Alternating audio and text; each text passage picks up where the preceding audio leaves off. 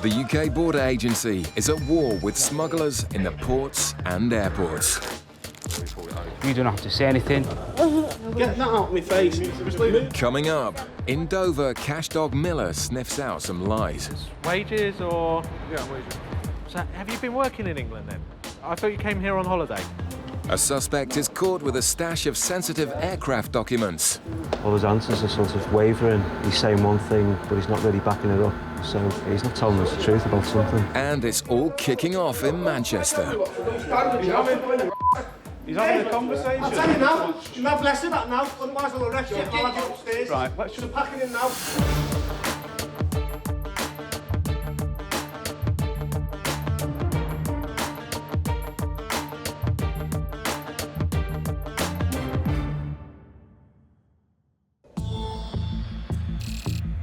In Gatwick, a flight has just arrived from Trinidad. It's a well-known source of cocaine, and sniffer dog Rossi has just seconds to pick out any smugglers hiding amongst the innocent passengers. You'll be all right. Okay, thank you. Your voice was frightened of the dog. That's it. Okay. Suddenly, Rossi picks up a scent and targets a woman in a white jumper.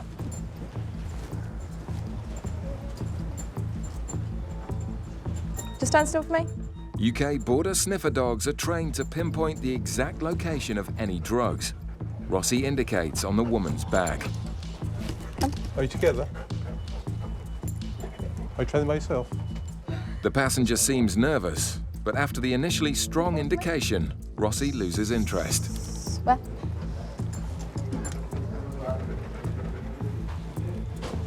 Okay, thank you, madam. That's fine, thank you. He basically pulled to get to her, or get to her scent, so I dropped the lead, and he was all around her rucksack, and he dropped the floor, so he tried to get underneath it. Back down into the channels anyway, just in case your guys have picked anything up down there. Yeah, I might see what's in her bag anyway. Meanwhile, Gatwick's newest drug dog, Barney, is examining the baggage from the same flight. Barney gives his strongest indication yet on this black and white spotted suitcase.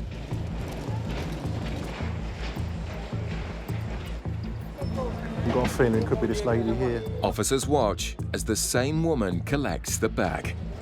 And it is. All right, thank you. With two separate indications, the officers think she must be smuggling cocaine. The team must keep the suspect under surveillance to make sure she doesn't slip away. But surprisingly, it's her who approaches the officers to ask for some directions.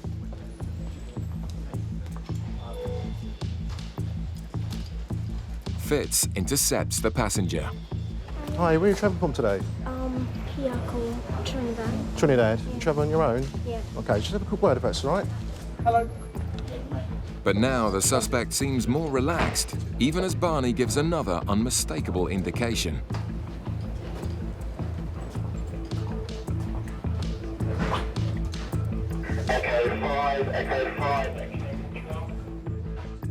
The sniffer dogs believe the bags contain cocaine, but now it's up to Fitz to find it.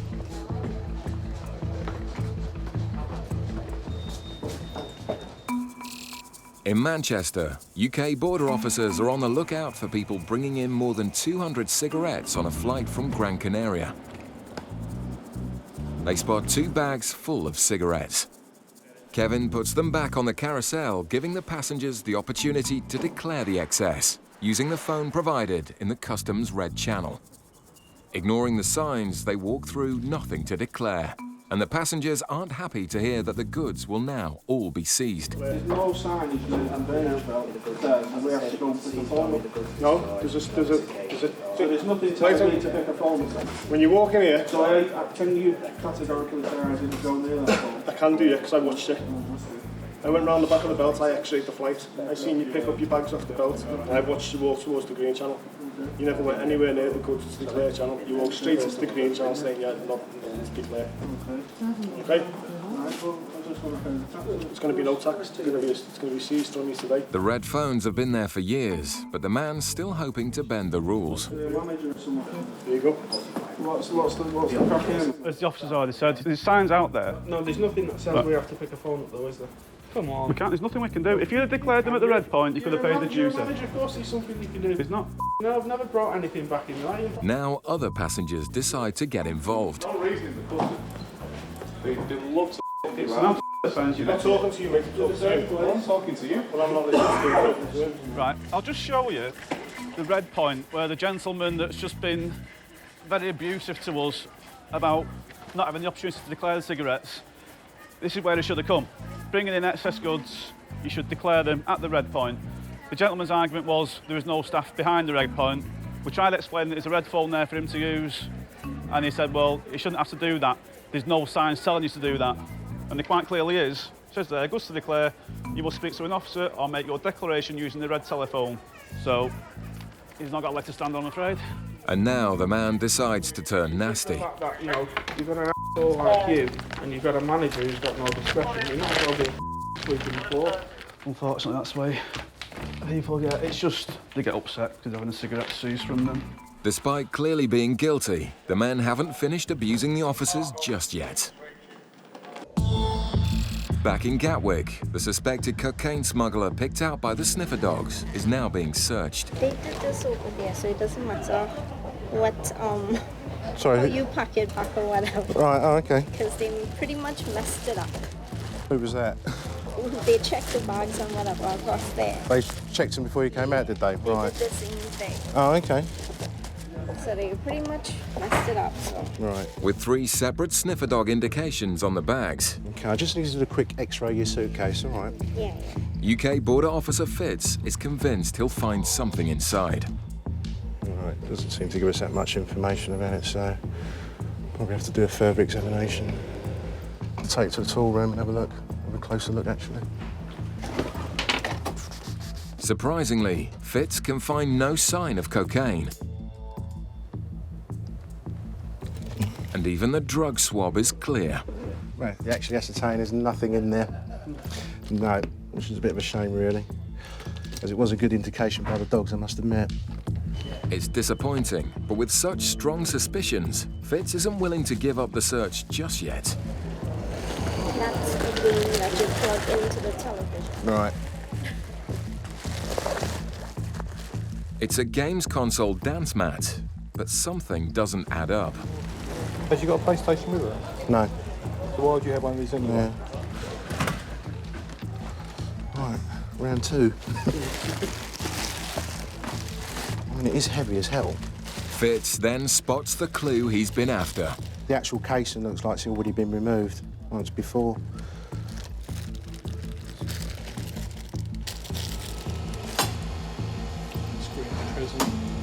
This acts like a sniffer dog. It's just looking for minute particles of substances that really sky high. It's got to be there. Suspicions are now even higher, but where are the drugs?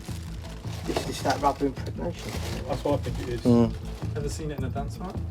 Have you tried doing it on that? Can you break the Yeah, that's what. Have you broke a bit off? No, you can do if you want to.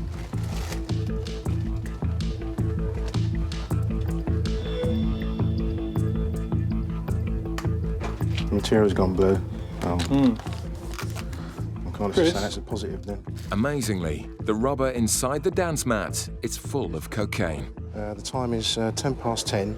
I'm arresting you on suspicion of being involved in the importation of a controlled drug. It just goes to show, with smugglers using ever more devious methods, the officers can take nothing for granted. Anything you do say may be given in evidence, do you understand? Okay. The officers' persistence has paid off, and yet another smuggler has been caught red-handed. North. The drugs were ingeniously hidden, and one member of the team deserves a special reward. Knock yourself out, you little star. Well, he's just had his second job in 3 days to cocaine detections, which is unprecedented for such a new dog. He's only been in the job for 6 months. It's brilliant. But in the meantime, he's going to get this as a treat because it's just an unbelievable job for such a young dog. And while Barney enjoyed his bone, the woman won't be enjoying her freedom. She pleaded guilty and could be facing around 10 years in prison. Back in Manchester, the angry passengers want to appeal against the decision to seize their cigarettes. But but they're now refusing to sign the paperwork. I had 600 cigs stuck off me when it says. After 2 hours, the men are starting to test the officer's patience. There you go. That is my argument, right? Whether it goes to appeal or not, he won't get his cigarettes back. Okay. You won't get your cigarettes back because you've entered the goods nothing to declare channel, stating that you've got nothing to declare. And I followed you straight to the green channel. Dad, just it. Can't be with this. Just job worse. Well, I was trying to say that we've got more pressing things to do than stand here arguing with you. I couldn't agree with you more. The already tense exchange is about to escalate. Again, you need to just learn that you learn what? Learn. Why are you talking like that? Don't talk to me like I'm a piece of shit, lad. Yeah, hold on, you're the one who's talking to us like a piece of Laughing for no reason. Don't try to tell me what to do. Stand He's having a conversation. I'll tell you now, you have less of that now, otherwise I'll arrest you and I'll have you upstairs. Right, let's just pack it in now. And they were getting quite abusive, and it was getting to the stage where we thought they might be having to arrest them for obstruction or even assault. It was getting close to them. It looked like they were going to lash out. Right, I've not been rude or abusive job. I've tried to be. Luckily, we talked them round and they've left in the end, but I'm not very happy because we had the cigarettes seized. Just straight down there and then round to your left. The illegal cigarettes will now be destroyed. Coming up, officers stop a suspected terrorist. All his answers are sort of wavering. He's saying one thing, but he's not really backing it up. So he's not telling us the truth about something.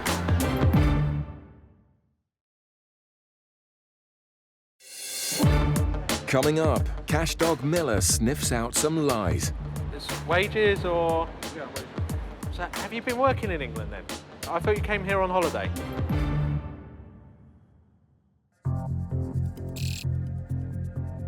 In Manchester's Terminal 2, a flight has just touched down from Dubai.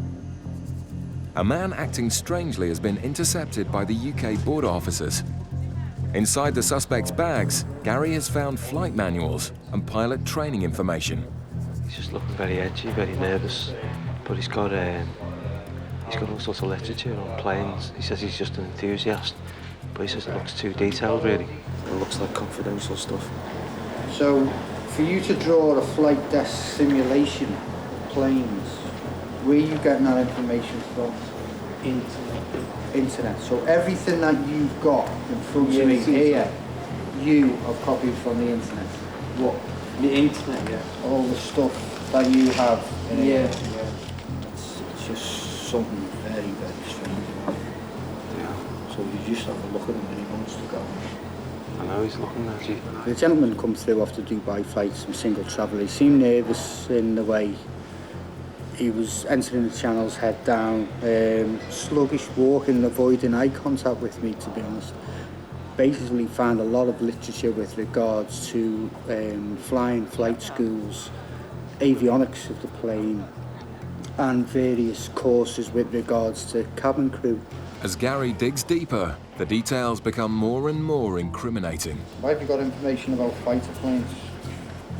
Where? Combat planes, weapons. Well, these were. I was interested during the RA points. You were interested in what? Sorry?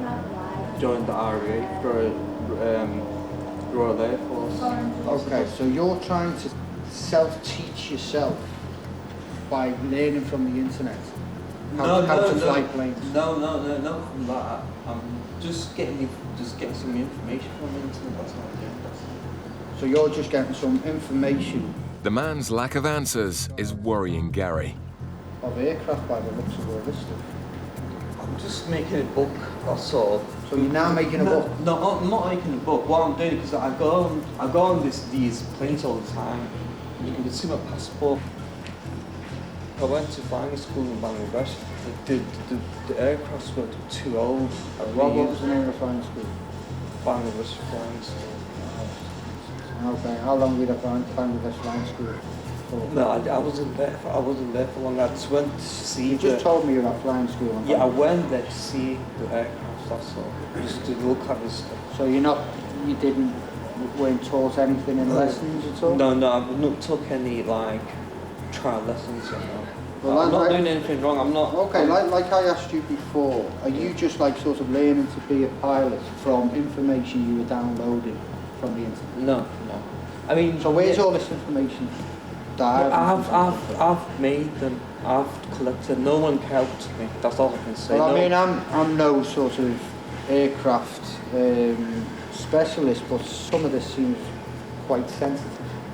If this got in the wrong hands, it could be quite... Gary finds a hard drive with more aircraft data. Aircrafts. That you've downloaded off Yeah. the internet? Yeah. When did you last go to Bangladesh before this trip? The man's odd behaviour and contradictions are increasingly alarming. I don't remember. Don't remember. You said you travel all the time. Yeah, I do, but it's a passport thing. I remember when travel. I think you're not making sense, really. The man's answers are becoming more vague and his story sounds stranger all the time. When I was young, I went to college, school, I had friends. I've lost everything. I lost my friends, mates, everything. Everyone's gone. He doesn't seem to be able to back anything up that he's talking about. All his answers are sort of wavering. He's saying one thing, but he's not really backing it up and backtracking on things. So he's not telling us the truth about something. So we're going to swab his bag, screen it for explosives. The officers believe the man may be involved in terrorist activities, and the suspect is saying nothing to explain the documents. Gary has called in Special Branch while they await the result of the swab for explosives. On a night shift in Dover, officers are monitoring outbound vehicles on the hunt for large amounts of cash which may be linked to crime. Ben is questioning a Polish vehicle, looking for any clues that they may have something to hide. How much money have you brought to England with you? 3,000. And how much are you taking back to Poland now? How much money do you have left? 1,600. Is that between all of you, yes? No, £1,600 each. Ben thinks the group are telling lies. So you each brought £3,000 to England, Yeah. and you all take 1,600 back with you. And it's all in £50 notes as well? Yeah. And where did you get the money from then? From Polish exchange point. And they just gave it in 50s, not in smaller? Okay, that's good. If you can bring your money and yourselves and come out the car, and then we go. The specially trained sniffer dog will now search the Polish vehicle for cash to see if the passengers are telling the truth. As Miller and dog handler Bo search the car, Ben presses the passengers on their story. So what have you spent your money on while you've been here in England? And have fun. Clubs and drinking and stuff like that. Okay, and you've all got 1,600. The car is clear. But Miller picks up a cent in one of the rucksacks. Is there more money in that bag? No? Just show me this bag. The man denies having any more cash, but Miller has found an envelope which gives Ben reason to believe the group are lying to him. So that's where money's been. Was that in this bag, is it? All right. It's wages or? Yeah, wages. That's had money in, is what I'm saying. Yeah, it was. This, it was. yeah, Yeah, so it that's was. why the dog Yeah. smells it. So have you been working in England then? I thought you came here on holiday. Yeah, those days before. Who was on holiday? But not you. You work in England. So why didn't you say you work in England? Do you all work in England? So I'm not very Are you sure? It's not a problem if you work in England. Just tell me if you do. You don't work in England. You're on holiday. So it's not wages that you're taking back to Poland. You sure? Yeah. What about yours? Is yours wages that you take home? Yeah. Because it 859, 803, £1,600, £1,600, 16. So do you work in England or? Yeah, I think you work in England. Yeah. So why you say you don't work in England? It's not a problem now. You're Polish. You can work in England. Okay. Yeah? Yeah, we work. Okay. So you do work in England. Yeah, sorry for that. So if it hadn't been for your wage slips, you'd have been all right. The needless lie has been uncovered. Obviously now, the Poland's in the European Union. They can work in the UK, but for whatever reason, I don't know whether they're scared to tell us the truth, they're actually working here, or whether it's just a case of they don't want to say how much money they're taking out of the country, so they've all come out with a story that they've come here on holiday, each got £1,600 left, and then they're taking it back to Poland, so it didn't really ring true. 1,600, 1,600, 1,600, okay? It's clever really, because sometimes that happens, you know, someone lies about the amount of money they've got and then the dog will indicate on an item of paperwork that's been with their money, which is obviously why the dog indicated. It's a barefaced lie, which officers are used to. Sometimes we don't know why they lie, but sometimes we do find it out, and it's the smallest of reasons, really. The passengers have done nothing illegal and are free to go.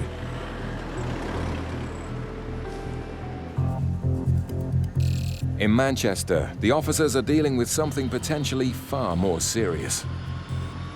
They've stopped a passenger with a bag full of sensitive aircraft data. The explosive swab found no trace, but now they found evidence of multiple foreign trips paid for by someone else.